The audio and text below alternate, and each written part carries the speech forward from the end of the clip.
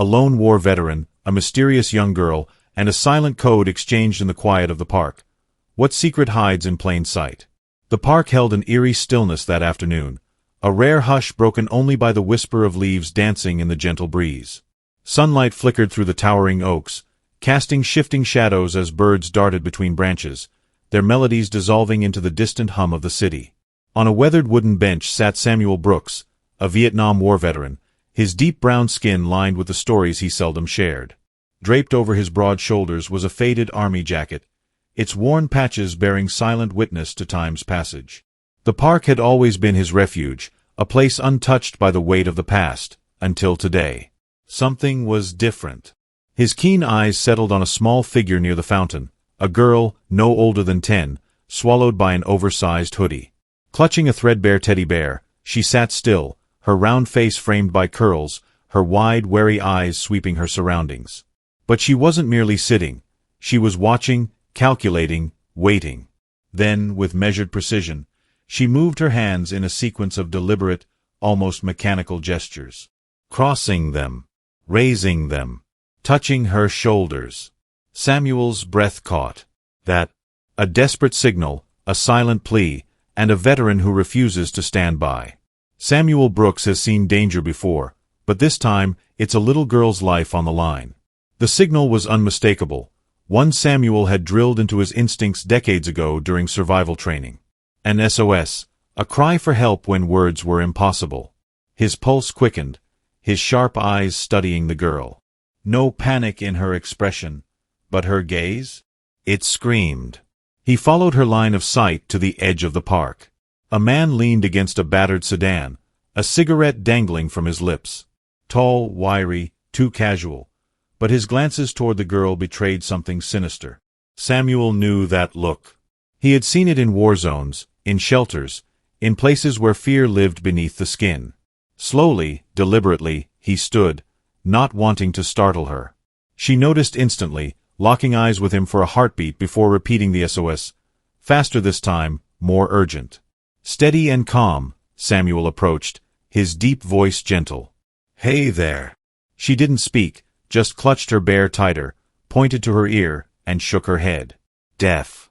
Something in Samuel's chest tightened.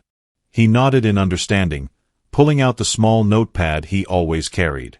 "My name is Sam. Are you in danger?"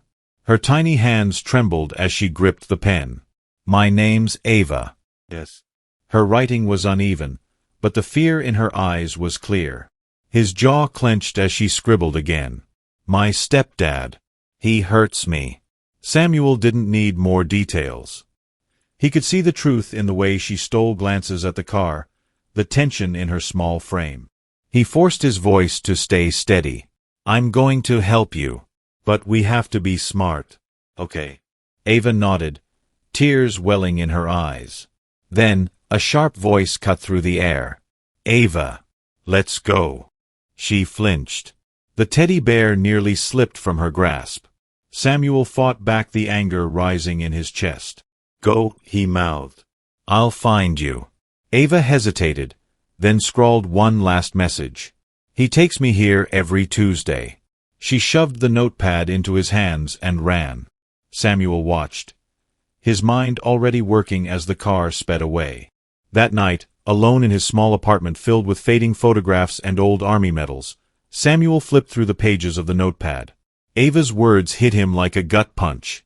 He couldn't let this go. Reaching for his phone, he dialed the one person he trusted. "Marcus." A familiar voice answered, laced with curiosity. "Sam, been a while. Everything okay?" "No," Samuel said, his voice steady. "I need your help." Marcus Johnson, old friend, fellow veteran, now working in social services, listened in silence as Samuel recounted every detail. When he finished, Marcus exhaled sharply. "Damn. You sure about this guy?" Samuel's jaw tightened.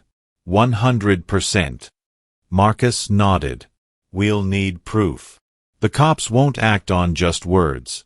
But if this guy's got a history..." "I'll get you what you need," Samuel promised. And he did. For 2 weeks, every Tuesday, Samuel returned to the park. He watched from a distance, noting every bruise, every flinch, every wary glance. Rick Dawson never strayed far, always lurking near the car. But Samuel saw enough. Enough to know Ava wasn't just afraid, she was trapped. Meanwhile, Marcus dug into Rick's past. Whispers of violence. Old reports of domestic abuse. A suspended license for. A cryptic note. A dangerous plan. A life in the balance. Samuel Brooks has fought battles before, but this one is personal. It was the break they had been waiting for. Ava's note was simple, chilling. He keeps guns in the basement. Lots. The plan was risky, but there was no other choice. Marcus pulled strings, setting up a welfare check, while Samuel waited in the shadows that evening as patrol cars rolled up to Rick Dawson's house, a sagging structure at the edge of town. From across the street, Samuel watched, tension coiling in his chest as officers knocked. For a long moment, Rick hesitated. Samuel feared he might turn them away. But then Marcus, standing with them, flashed his badge, a quiet force of authority that finally made Rick step aside. The officers entered. Samuel's pulse thundered. The seconds stretched endlessly. Then, movement. 2 officers emerged, one carrying a long black rifle. Confiscated. Evidence. And then, Rick himself, dragged out in handcuffs, his shouts of protest drowned beneath the rush of adrenaline in Samuel's ears. They had him. More importantly, they had Ava. Locked in a windowless basement room, she sat curled up, clutching her teddy bear. When she spotted Samuel by the squad car, her wary expression melted into a teary smile. That night, she was placed with a foster family, a kind, older couple Marcus trusted, people who had opened their home to kids like her before. The next day, Samuel visited, unsure if she'd even want to see him. But the moment he stepped inside, Ava ran across the room, throwing her arms around his waist. Samuel knelt, holding her close. "You're safe now, kid," he whispered.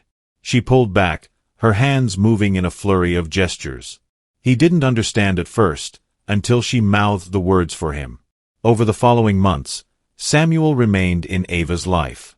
He learned sign language, slowly, clumsily, his mistakes making her laugh.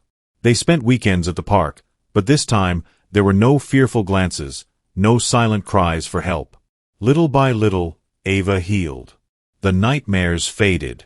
Her smile came more easily. And Samuel, for the first time in years, he felt something he thought he had lost. A reason to keep going.